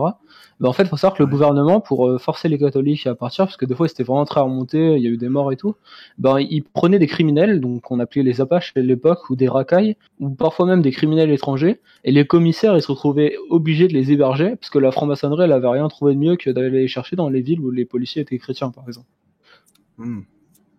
Je tiens juste à préciser avant qu'on passe à l'autre chronique sur le troisième point que tu avais soulevé, Fidèle. Je suis à peu près d'accord sur l'analyse que tu fais, mais je tiens à préciser qu'à Athènes, la religion et l'assentiment religieux étaient encore très présents. C'est-à-dire que les archontats étaient des fonctions religieuses et qu'il y avait encore des prêtres qui dirigeaient entre guillemets la cité. Mais c'est parmi toutes les autres cités grecques, c'est celle où on voyait le moins de prêtres, et il n'y avait pas en fait une famille qui était légitimée par les prêtres et qui occupait visiblement la scène. Tout était fait en arrière-boutique. C'est ça le problème pour Athènes en tout cas. Et c'est pour ça qu'il faut pas faire ce que font les républicains en se comparant à Athènes. Il faut pas comparer Athènes à la République. Il faut distinguer deux systèmes complètement différents qui sont d'époques complètement différentes. Athènes, c'était une démocratie religieuse si vous voulez, une oligarchie religieuse même sous couvert d'une démocratie participative. La République contemporaine couvert d'une démocratie représentative. Je voudrais répondre. Oui, vas-y, je t'en prie. Je pense qu'il n'y a pas une si grande différence que ça, parce que en fait, notre élite, elle n'est pas anti-religieuse, contrairement à une idée qui est couramment répandue. Elle a cherché, au tout début de la Révolution française, à mettre en place une religion unique, qui était la religion du grand architecte de l'univers et de l'être suprême. Non, c'était de la raison et de l'être suprême. Ouais. Oui, mais c'est pas des... Pardon, Raphaël, mais c'est pas des religions authentiques, alors que les religions athéniennes, c'était des cultes qui étaient panhelléniques, qui dataient de siècles. Je sais pas si c'est pas un culte authentique, hein. Je sais pas qu'est-ce que eux mettaient, qu'est-ce que les francs-maçons qui ont mis en place la Révolution française avaient derrière la tête quand ils ont lancé cette idée-là. À mon avis, derrière se cachait une vraie mystique spirituelle nocive selon moi, mais je suis sûr que eux, on le voit dans toute la symbolique qu'ils mettent en place, il y a un aspect ésotérique, c'est pas des laïcs purs. Ils ont mis en place l'arme de la laïcité quand ils se sont rendus compte que ça passait pas auprès du peuple, d'attaquer frontalement en disant on va mettre une autre religion. Donc du coup, ils ont trouvé l'idée de dire ouais, mais en fait la religion ça opprime, ils ont changé de discours. Mais au début, ils étaient très sur cette idée justement un peu de la cité grecque antique, où être dans une cité, c'était adopter ses dieux.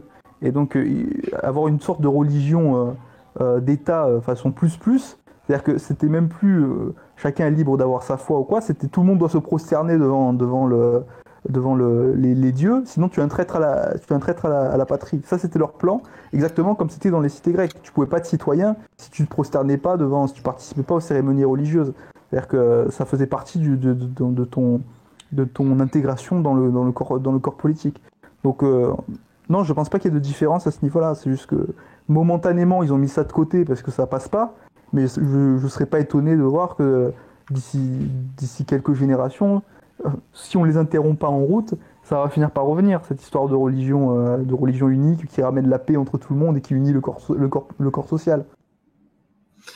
Oui, moi je suis d'accord avec toi, Raphaël. Il ne faut pas négliger la volonté religieuse qu'il y a derrière la Révolution française. Cela pourra être même le sujet d'une prochaine chronique. Je ne voudrais pas que nous débordions trop en termes de temps, mais effectivement, à la Révolution française, ils ont essayé de remplacer notre religion catholique par le grand architecte. Moi, j'appellerais tout simplement ça par du luciférianisme, tout simplement. Il faut appeler un chat et une cafetière une cafetière. Donc non, il y a aucun doute à ce sujet. Et d'ailleurs, ils continuent leur programme. C'est la seule différence, en fait, c'est que ils n'attaquent plus frontalement et ils passent par des biais. Voilà. Je te remercie, Hastings. D'ailleurs, je n'ai pas remercié Fidèle non plus pour sa chronique. Elles sont toutes les deux de très bonne qualité et vous reviendrez nous voir quand bon vous semblera, et ce sera avec grand plaisir. Et j'espère que nos auditeurs auront des réactions. N'hésitez pas à mettre des commentaires et surtout posez-nous des questions, puisque comme vous le savez, nous essayons de répondre aux questions que vous nous posez. Alors, nous allons être un petit peu plus légers, quoique, et je vais donc recevoir notre grand-père, Papy Castellan. C'est à toi, Papy. Oui, donc bonsoir à tous. Donc effectivement, il n'est pas toujours évident de trouver des occupations en ces temps confinés. À ce titre, un brin de cinéma ne fait jamais de mal. Aussi ai-je pensé que le cinéma et l'humour sont de bons remèdes pour pallier à des ambiances pesantes. Ceci étant dit, il existe un certain nombre d'œuvres qui traitent de scénarios post-apocalyptiques avec légèreté. Le film de zombies est un bon hors-d'œuvre.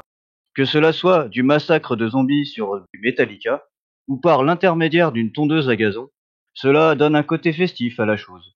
Ou bien encore, le film de zombies accompagné d'une tasse de thé ou d'une pinte de bière. Aussi, je vous propose de visionner un grand film culte réalisé par Peter Jackson du doux titre de Brain Dead, hommage au singe-rat de Sumatra, s'il m'entend. Dans une veine plus à propos, les excellents Bienvenue à Zombieland et Retour à Zombieland, tous deux réalisés par Ruben Fleischer. N'oubliez pas la règle numéro 2, double dose. Traversons la Manche maintenant. Shaun of the Dead, réalisé par Edgar Wright, l'apocalypse sauce à la menthe. Dans un registre un peu plus sérieux, L'Armée des 12 singes, réalisé par Terry Gilliam, qui mêle épidémie et voyage dans le temps dans une bonne montée en folie. Comme vous pouvez le constater, ce ne sont pas les délicatesses visuelles qui manquent. J'espère que ces quelques conseils vous seront utiles. Alors, merci Castellan. Alors, n'as-tu pas peur de plomber l'ambiance de nos auditeurs qui, eux, sont confinés et peut-être pour certains imaginent le pire des scénarios? Alors, effectivement, la double dose ainsi qu'un bon cardio sont fort à propos. Qu'est-ce que pour être peut-être un tout petit peu plus sérieux, est-ce que ça permet uniquement de rigoler ou est-ce que ça permet de relativiser? Bon, je pense que c'est surtout pour relativiser. Je pense que le rire est une bonne catharsis. Alors effectivement, certains de nos auditeurs ont peut-être le radar à complot qui tourne à foison, mais je pense qu'il faut toujours prendre du recul, ne pas trop avoir le nez dans le guidon. Et c'est aussi ce que je fais tous les jours, ne serait-ce que en se donnant une bonne discipline de vie, continuer à vivre, à se lever à des heures décentes et pas à des heures indécentes, continuer à faire les choses, etc. Essayer de s'échapper un petit peu de toute cette morosité ambiante et du confinement qui est pesant. On est au 19e jour, bientôt dans quelques minutes, dans une demi-heure, on sera au jour numéro 20. On a encore quelques semaines devant nous, je pense. Et c'est toujours sain pour l'esprit et pour le corps de se dégager, d'avoir dopamine, de prendre du plaisir à regarder des films, que ce soit pour à titre de réflexion, même un film comme Zombieland ou Shaun of the Dead, il y a des réflexions qui sont disponibles et accessibles. Un film comme L'Armée des 12 singes, c'est plus poussé, donc c'est, on va dire, un peu plus loin dans l'initiation, si j'ose dire. Mais il faut jamais en fait, comment dire, il faut jamais en fait désespérer. Puis ça aide bien de ne pas pour ne pas désespérer, ça aide bien de prendre du recul et de rigoler un bon coup, ça fait toujours du bien. Et on vit beaucoup mieux. Oui, un bon pied de nez à la quarantaine.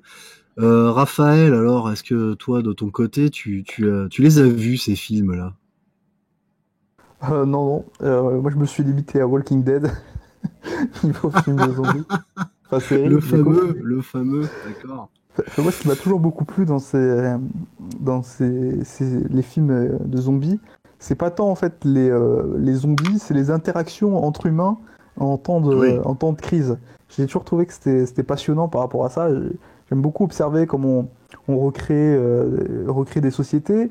Et surtout, en général, ces films, je trouve que ça nous envoie vraiment un message subliminal pour nous dire à quel point nos modes de vie sont déconnectés du réel et à quel point on est impréparé aux situations de crise dans nos modes de vie.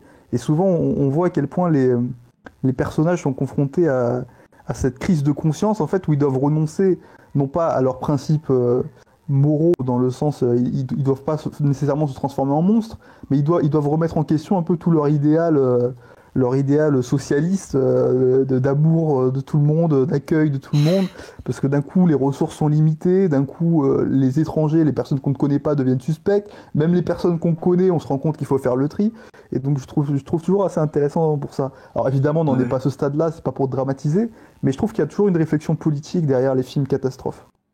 Ah bah, on peut y mettre effectivement une réflexion politique fidèle.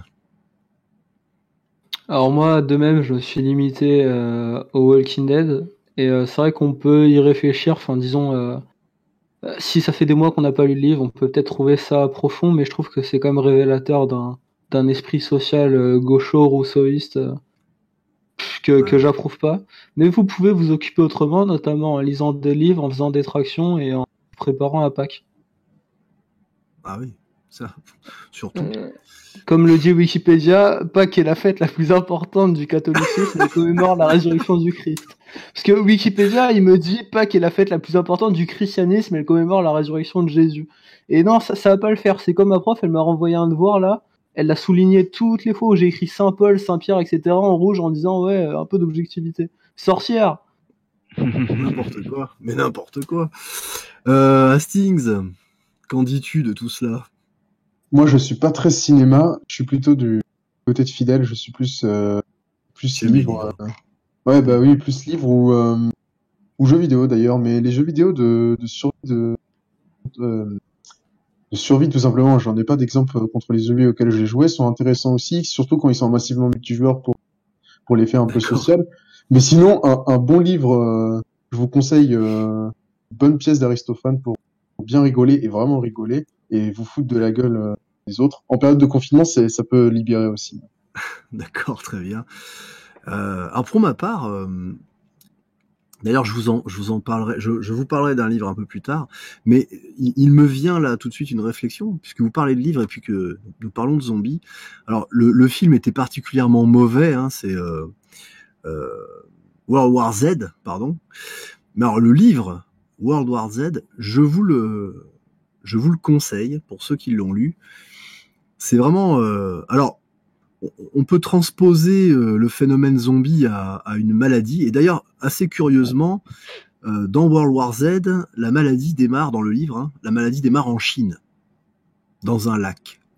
Et dans ce lac, on avait pour habitude d'aller y jeter les cadavres. Bref.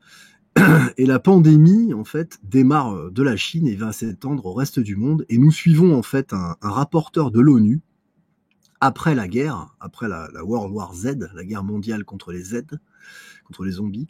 Et nous le suivons, en fait, en tant que rapporteur spécial de l'ONU, aller de pays en pays et interviewer les gens qui ont vécu la crise. Et c'est, d'un point de vue politique, c'est particulièrement intéressant. On voit la réaction. Alors bon, il y a forcément un biais puisque c'est Max Brooks, le fils de Mel Brooks, qui l'a écrit. Mais cela dit, j'ai trouvé ça assez intéressant. Vous avez des épisodes particulièrement terrifiants, mais vous avez terrifiants à plus d'un titre d'ailleurs, même d'un point de vue moral. Je vous le conseille.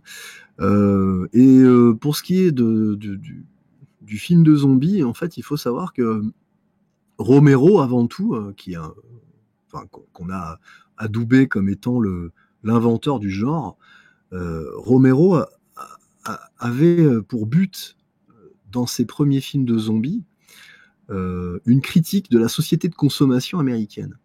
Donc ce n'est pas forcément qu'un sujet léger. Et bon, après on peut y mettre l'idéologie politique que l'on veut derrière, mais en tout cas, dans la proposition qui était faite à la base par Romero, il y avait cette critique de la société de consommation américaine, et c'est assez bien décrit dans les tout premiers films, et même d'ailleurs dans les remakes qui ont été faits plus tard. Alors, je vous pose une question comme ça à la cantonade, parce que moi, ça m'intéresse. Et d'ailleurs, nos éditeurs pourront y répondre. Alors, le film de survie, un peu... Alors, si on prend Walking Dead, est-ce que quelque part, la proposition n'est pas une proposition à tendance de droite, malgré le fait que les scénaristes essayent de toujours tirer tout cela à gauche, en y mettant tout un tas de minorités, que ce soit des minorités sexuelles ou des minorités religieuses, etc., ou raciales. Mais quelque part, la survie, comme le disait Raphaël, est-ce que ce n'est pas quelque chose qui remet en place une certaine droiture ou droitisation? Qu'est-ce que vous avez à dire là-dessus, les gars? Alors, ça tombe bien en plus que tu cites Raphaël, parce que comme il disait, en fait, il y a dans la logique de rupture de préparation à la rupture de la normalité, c'est le terme consacré en l'occurrence. Oui. Effectivement, il y a tout l'aspect matériel, mais la majorité du travail, elle est dans la tête. Si on est déjà prêt psychologiquement, on augmente nos chances de survie, clairement. D'accord. Et donc pour les films de survie, alors effectivement, oui, il y a les films de zombies, il y a des films, il y a des séries comme The Walking Dead, mais il y a aussi des films ou des livres, des ouvrages donc comme Les Cro-Blancs, comme The Revenant, qui est un bon film d'ailleurs, où le héros normalement est un Français et non pas un Anglais ou un Anglo-Saxon. Mais je pense aussi dans cette logique-là, des émissions sur notamment RMC Découverte, sur alors bon, c'est très scénarisé, parfois un peu comment dire, spectacularisé, mais c'est toujours intéressant de voir comment des gens dans des coins en fait assez reculés, sans qu'il y ait rupture de normalité, vivent au jour le jour. Et déjà en fait ces gens-là, rupture de normalité ou pas, en fait ça changera pas grand-chose à leur vie, puisqu'ils vivent déjà comme si hors de tout système presque. Voilà. D'accord, très bien, merci. Alors, messieurs, oui. Juste une petite intervention. Moi, pour le cas de Walking Dead, une des impressions qui m'est restée, c'est qu'en fait, la civilisation, c'est pas avant la crise, c'est après. C'est-à-dire qu'on a l'impression qu'avant que n'arrive la crise, c'était l'individualisme. On se rend compte que dès que vient la crise, en fait, tout le monde se retrouve un peu livré à lui-même, comme s'il n'y avait aucun corps social. Et c'est seulement après la crise que se construit une nouvelle société, avec du lien communautaire, avec de nouveau des chefs à qui se référer. Et comme si, en fait, la barbarie, c'était plus avant, en fait, l'invasion des zombies, et que finalement la construction sociale n'arrive qu'après. D'accord. Oui, c'est vrai. On peut effectivement le voir ainsi. On va être un peu court en temps, donc malheureusement on ne poursuivra pas cette discussion. Mais alors, je vais le réitérer pour la xème fois. Je vous enjoins dans les commentaires à bien sûr nous poser des questions, à réagir sur ce que l'on a dit, peut-être à nous proposer des sujets également. Hein. C'est tout à fait possible pour nous de traiter les sujets que vous nous proposerez. Avant de terminer et de rendre l'antenne, déjà dans un premier temps, je tiens à remercier toute l'équipe de Résistance, hein, parce que il y a ceux qui parlent et il y a ceux qui assurent la technique. Et pour terminer, je voulais vous proposer un livre. Alors, vous allez me dire, je n'ai pas fait un effort d'imagination particulièrement démentiel, mais je vais vous proposer Éloge de la nouvelle chevalerie par Saint Bernard de Clairvaux. Il faut savoir que Saint Bernard de Clairvaux a écrit ce livre pour faire l'éloge donc des chevaliers du Temple.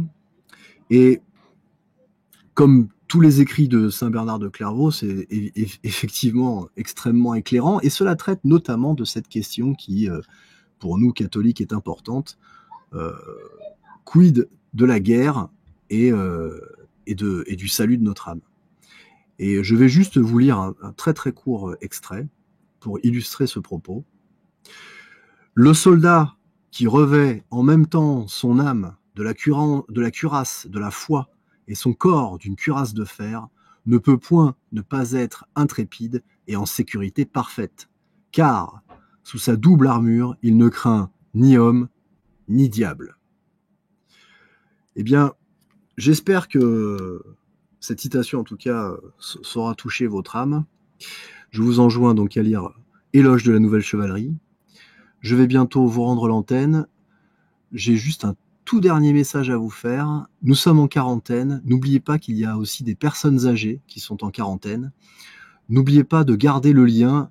Fort heureusement, dans le malheur qui est le nôtre, de cette société technologique, il existe des moyens de communication. Vous pouvez vous mettre en caméra et parler à vos proches.